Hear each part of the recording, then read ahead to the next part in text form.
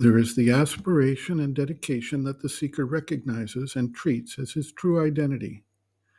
Then there are all the thoughts, motives, and actions that undermine or contradict in some manner that aspiration and dedication.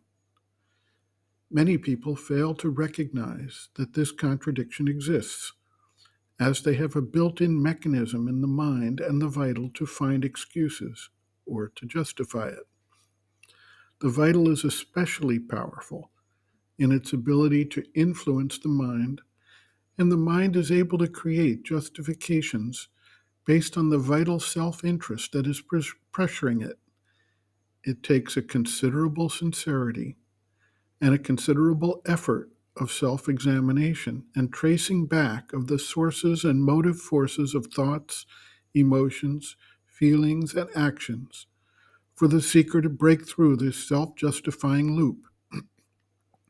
Who really can accurately see himself stripped of all these excuses and recognize that vital desire, ego aggrandizement, or motives of vanity, pride, fame, greed, lust, or some other power is actually the force acting through the nature.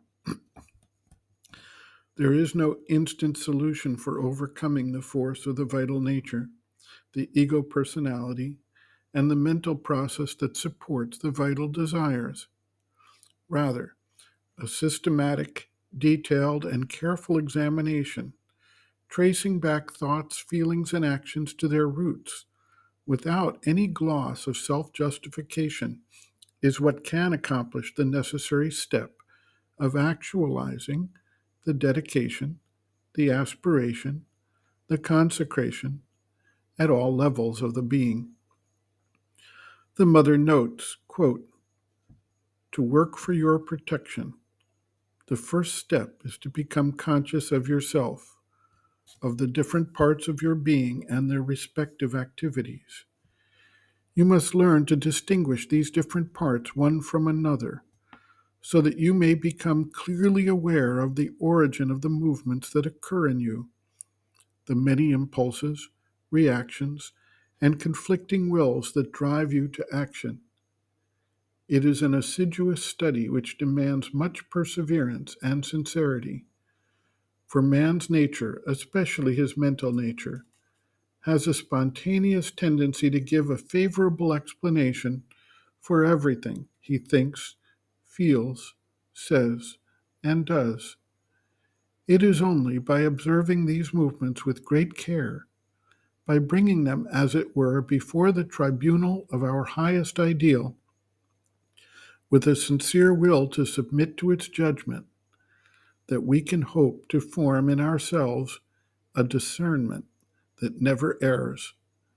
For if we truly want to progress and acquire the capacity of knowing the truth of our being, that is to say, what we are truly created for, what we can call our mission upon earth, then we must, in a very regular and constant manner, reject from us or eliminate in us whatever contradicts the truth of our existence, whatever is opposed to it.